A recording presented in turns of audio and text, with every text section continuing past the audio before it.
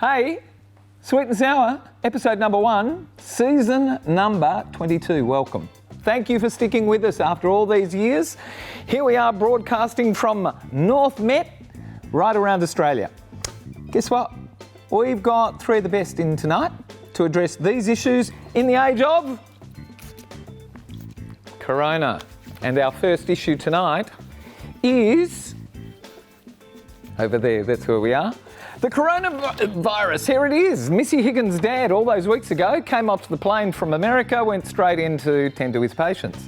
Good, not so good, didn't set a good example. Second letter this evening, Donald Trump, Boris Johnson, all the leaders around the world. How come we, not these people, how come we don't prioritise integrity and honesty at the ballot box anymore? Why do we let politicians get away with what we let it get away with? And finally, oh yeah, the woman who spills her guts, her friend has had enough. She's had an affair, she wants to tell the friend doesn't want to listen anymore because she's heard it a million times. Beautiful lot of panellists coming in right now, don't go away, coronavirus, we're putting an end to that, there you go. Got a problem, big or small, would a miracle be nice? Our motley crew is back, churning out advice. You might even laugh a bit in the following half hour. Park your backside on the couch, cause baby it's time for Sweet and Sour. Right here on Sweet and Sour. It's time for Sweet and Sour. It's time for Sweet and Sour. Good evening everyone, welcome to Sweet and Sour. Gary Mitchell with you for another episode, another year, season 22. Thank you for hanging with us. Who's on our very first panel for the year? Hello, Tania. Hello. Life coach, what's been happening? Well, not a lot. We were closing everything down because of this bloody coronavirus, everything's aren't we? closing down, that's Oh it. man, how's it affected you? Well, I do counselling and I do home to home and I also do my house, so we're probably going to shift to some phone counselling now. Oh, phone counselling, Yeah. wow. Which is the trend for life coaching We'll have anyway. to. All meetings on screen now. That's it. Lydia!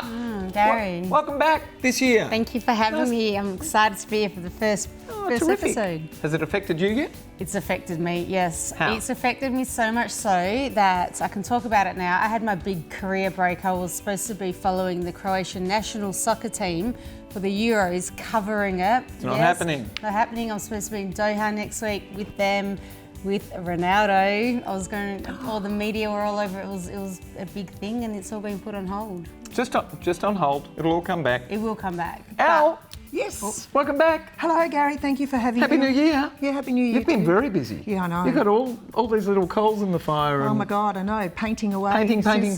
Since I finished uni, yeah, I'm trying to get myself out there as a professional portrait artist. Well done. Has the coronavirus affected you at all? Nope, because I stay inside, paint all day. Hello, Vinnie. Hi, Gary. You've released your album. EP actually. EP. Yes. Is there a difference now? Yes. Is It's it? only got 4 songs. An album's got 9 to 15. Oh, okay. Sorry. Yeah. Little teaser for Technically that. corrected. How's that going? Was that exciting for you? It was actually a lot of fun. I got a lot of people through the doors that night and it was a big party and it was amazing. It was like, what? And everyone singing along to my songs was absolutely amazing. Can we get you on during the year to perform? Yeah, For us? definitely. Okay. Something from the EP, not the album? Oh, yeah, definitely. Okay, good to have you here. Okay, let's go in. First letter for the year. And guess what? We start with, you know already, coronavirus, dear panellists. The world has never witnessed a pandemic the likes of this coronavirus. What sort of people are we Aussies when even our health professionals don't take the necessary precautions they themselves prescribe? I can't believe Missy Higgins' Dr. Dad flies into Melbourne from the United States with COVID-19 symptoms, goes to work in his Toorak medical clinic and visits patients in an aged care facility. The virus is killing people and the world's economy is collapsing, and yet this irresponsible, highly arrogant and self-important health professional sees fit to disregard all that and head out into the community to do his worst. Come on. We need to fine and imprison those who are guilty of such behaviour. Unless the panel can think of other means, it's the only way to stop people like this, writes Karen of North Baldwin in Victoria. Lydia, first to you. Well, firstly, I didn't realise he had coronavirus symptoms, and if that's the case, it's just appalling appalling, absolutely disgusting. But it was very early on in the piece. And now, that was my next point, very Gary. early on. You just took the words right out of my mouth. Yeah. No, that was. Oh, I just touched you. That's okay. Can you say that on screen? Yeah. Okay. All right. We're fine. We're fine. covered. We've been disinfected. No, it was very early on, and there wasn't so much understanding then that if you have travelled, if you are experiencing these symptoms, to isolate. Fast forward now, I just want to say I'm absolutely appalled and disgusted at the people who are very well aware and very well educated, because we all are now, that if you are waiting for test results, do not go out in public. I know of the case recently and I'm disgusted. There was a case that a lady went to the Perth. I'm very passionate about this because this is serious. Coronavirus is serious. It will pass. Please, all I will say, be respectful. If you are waiting for test results, do not go out in public. Do not go to the shop. Do not do anything. Think of people. Think of other people. Think of society. We all need to do a bit. We all need to, you know what? We all need to isolate for a while. Isolate. And here Can we I are keep sitting talking? Can everyone shoulder else to stay shoulder. silent? And can I? Because I could talk and talk and talk about this. No, but seriously, be Next respectful. week we've only got 2 guests on the show because the panel's too small. I want to hear what everyone has to say, but be respectful. This Be is respectful. serious. Be respectful. Tan. Well, Karen, I think you're absolutely right. I think that we do need to instigate measures to make sure that people do act responsibly. And last night when I was watching the news and they did announce that they've now instigated a measure in which people coming back from a country need to self-isolate for 14 days.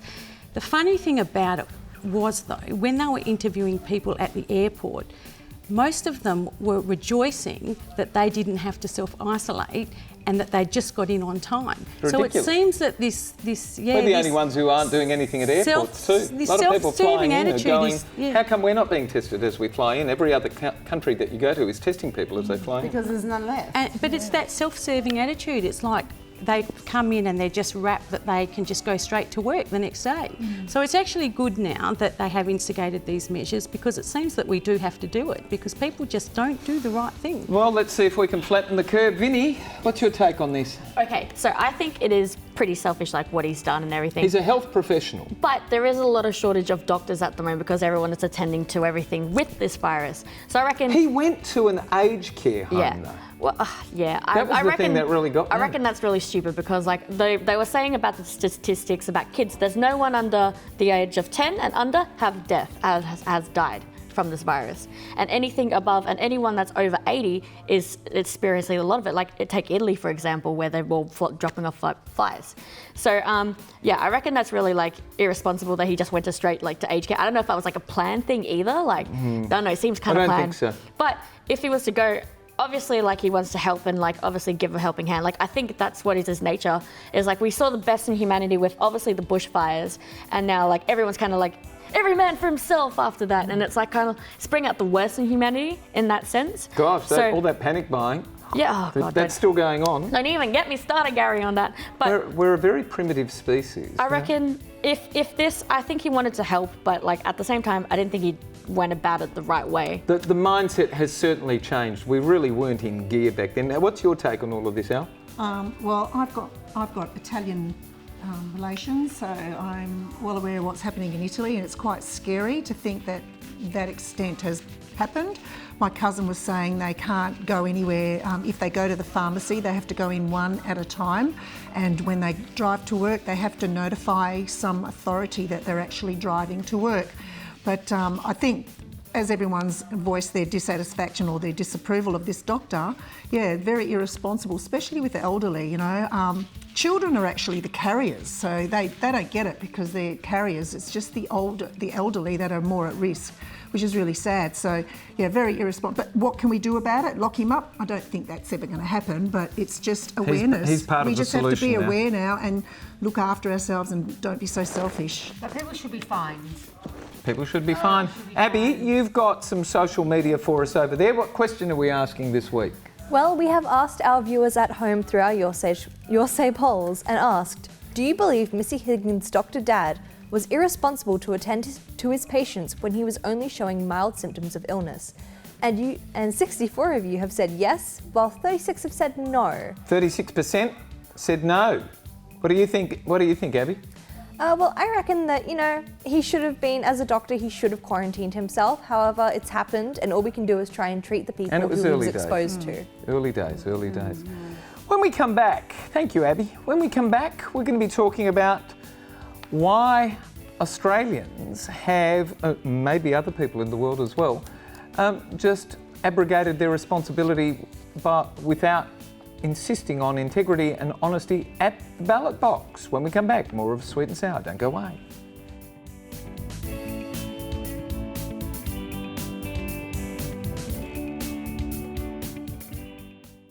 Sweet and sour. It's time for sweet and sour. It's time for sweet and sour. Break it. Well, sorry, we're chatting about the virus. Here we go. Hands. If you would like to send us a letter while we're sanitising, please send it. What? I missed you. I never did. Please send us a letter to one of these 5, 6 social contact points now appearing on your screen. And for everyone who does, we're going to send you to the movies, courtesy of Natalie Cameron and NRC Communications. And the movie we're sending you to this week is the very excellent Mr. Dundee, starring Paul Hogan. Oh, good for you. Here we go. Letter 2, Lost the Plot. I look at Donald Trump, Boris Johnson, ScoMo, and so many other leaders all the way right around the world, and I think it's all completely our fault that honesty and integrity are no longer priorities for us when voting at the ballot box.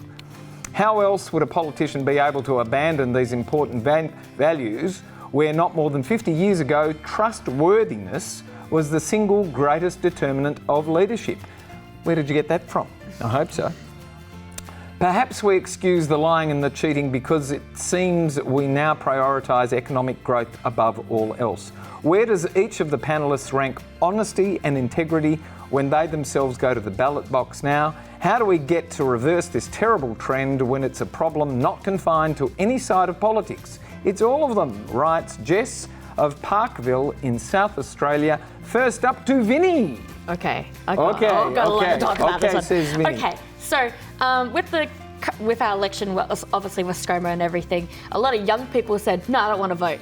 And that was the issue, is that a lot of people that were young and like turning 18, 19, 20, they were like, no, I don't want to vote. It's not going to make a difference. And that's the problem right there, is that now you got a lot of young people that have a lot of like voting power that turn around and went, no. And then they only came like 100 votes in, or something ridiculously really close within each other. So there's the problem right there, is that like a lot of kids are like, oh no, I don't want to vote, it's not going to make a difference. And then exactly the same thing, you're saying, how do we reverse this terrible trend? Well, there's your issue right there, is that a lot of young kids are going, isn't that funny? No. Because the individual with social media has never ever been this powerful before. And kids make a difference right now. And vote, go and register and vote. And there's the issue right there, is that like you got Donald Trump, Boris Johnson and ScoMo. They're all males. Let's be honest, they've all got like money, billions of dollars. Well, it doesn't matter that they're males. Yeah, what matters is if the integrity issues in any politician around the world. If anything was to go like right, I think my girl Beyonce had it right with who run the world, and it definitely should be girls. Okay. Should Not girls gonna happen. run the world? Not going to happen. I think girls should run the world. It's a man's world, always has been. No, it's always changing, will be. and it needs to change. Yeah, well, it'd be good if it could. So It will. All right. So I politics. It's not politics. It's an integrity issue. But it is. It's all about politics. No. You read the letter. Yeah, but I mean, they're the ones that get elected, you know, and if people aren't going to vote for them. I mean, I can understand it. You think, why vote? Why vote when nothing's going to change? That's the young people. That's why. Well, Yeah, but I even think that. But that's why things don't change, because people step back and don't take responsibility. But I mean, it doesn't matter, because whether you do or you don't, it's going to stay the that's not same. true, and I can't agree. Oh, well, I do. You do what? I that's what I think. Well, yeah. And I guess just, what? You've got to change that. because You've got to see that it's real. Honesty and integrity doesn't matter anymore today, because it's all about money. Oh, yeah, money, it does. Money. And That's all why they you want. have to step up and vote. Lydia? Yes. I think less. Well, I don't think there was ever much honesty and integrity in politics, with all due respect. There's always been another side, there's always been another picture, there's always been things we haven't been told. And ultimately, a lot of people are in it for themselves. The politicians are in it for themselves. Look at the paycheck they get from being in the position they're in. So that's my view. I'm going to keep it short because I have spoken a lot, but I just want to touch on... haven't said anything yet. You haven't cut me off yet. Okay. I just want to touch on the female presidency, what my fellow panellists have said, all for it. Greece has just sworn in their first president without a handshake because of the coronavirus. Croatia, unfortunately, just got rid of their very first female president. And her argument for that happening was because, Alex, the men got her out. Yeah, which is what happens in politics. You have to be gutsy. So where's the honesty? Where's the integrity? We've got to change the system. Was it Julia Gillard as well? She got stabbed right in the back Yeah, because of the males as well. Okay, there are a whole bunch of different things. But She did a lot of stabbing in the back too. Yeah, that's right. You're in Tania, wrap it up for us. Well, I interpreted the letter to be their response to the coronavirus crises because it's different to what the health specialists are saying, and where's the honesty and integrity? That's how I interpret it to be. At the ballot box. Well, really, I agree with you that politics and integrity and honesty don't belong in the same sentence. No. Well, they should though. That's the problem. They haven't been. No, how do we get it been. back? What do you mean get it How back? do we We've got to change the system. It's up to you. It's not Dr. Queen anymore. Well, I don't know. Maybe one good thing to come out of the coronavirus crisis may be the rise of integrity and honesty. Yes. Because we all need to pull together, and I think that right now we need big hearts, not big guns. So maybe this is the time for integrity to rise and honesty. Who knows? Maybe one good thing can come out of it. Good on you. Abby, we got a question that's related to the topic. Yes, we have, Gary. We And? asked our viewers at home, and we asked, do Australians no longer vote at the ballot box with honesty as a main criteria for their politicians? Very spicy question there. And? 59% said yes, whereas 41% said no. Australians, so it's our fault. We don't vote with integrity. It is our fault. We've stepped back because we think there's nothing we can do. Well, it's time to change that, I think. Abby, where would you vote there? If you asked me, I would spend an entire segment talking about this, but as a 18-year-old that was working at the voting booths on the day of the election, all I can say is that it was certainly because our current government didn't say anything about their policies and lied their way to the top. Ooh. Liar. Pointed answer. Okay, when we come back, we're going to be talking about more integrity. Should friends always keep their... Welcome back. Should friends always keep their friends' secrets? When we come back, more of Sweet and Sour. Don't go away. Do you keep secrets?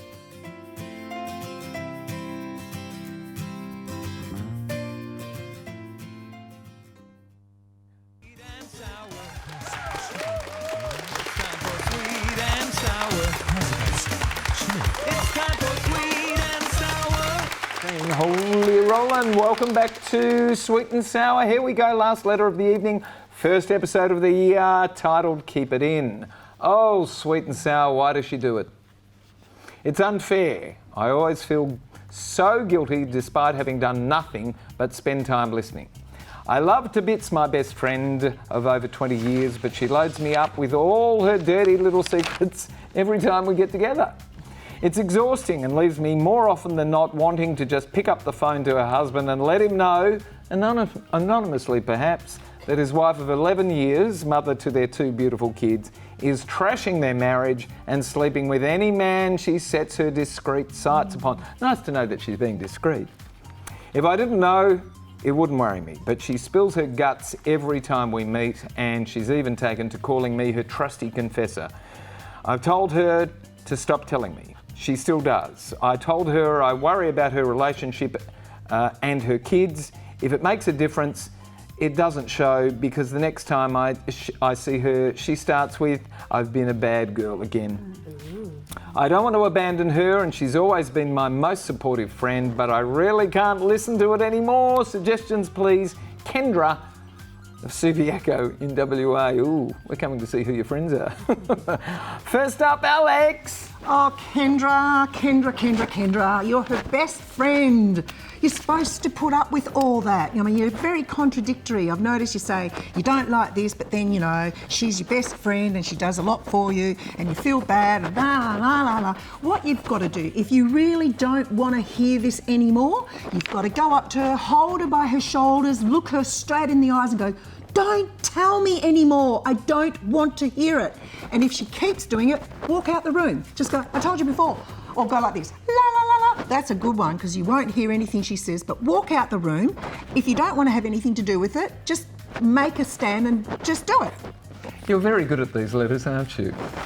Well- Vinnie. Okay. I'm a sucker for spilling the tea. I love spilling the tea, and a lot of young people love it too. It's called piping hot tea. It means gossip, right? And okay, so I got a couple of things as well. Is that, are you friends with the husband as well? And if you are friends with the husband, why haven't you told him earlier? Oh, and how long? you're terrible. Yeah. Well, but again, it's all just more. But if you don't know the husband, then give me some more tea. Obviously, She'd know the husband, but she probably wouldn't be as good of friends with the husband as she would with... exactly. But I reckon, But even so... you put up with it. You still love them, you still care for them. I reckon if you're gonna obviously tell her aside and be like, look, I don't want to then distract her by something else and be like, let's talk about something else. Let's talk about my love life, or rather than focusing on her. Why don't you spill some tea about yourself, huh? My mum has a Greek saying, and shortened, it says, you speak, you reek. You'll lose a friend if you open your mouth. Tan.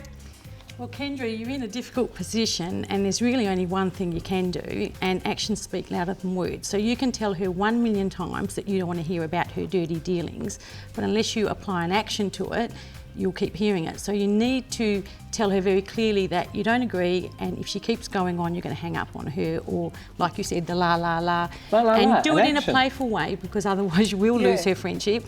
And that Why way, does she not want to hear it? That's what I don't understand. Because it's too much, and it probably weighs her down, and she might be friends with the husband, as you said, and if it's against her moralistic, it challenges it. It does, and it's probably had enough. But like she said, she's a good friend, so that's what you need to do. But what you also got to remember is it'll take about 4 times. People take about 4 times to get the message. Really? So you might have to hang up about 4 times.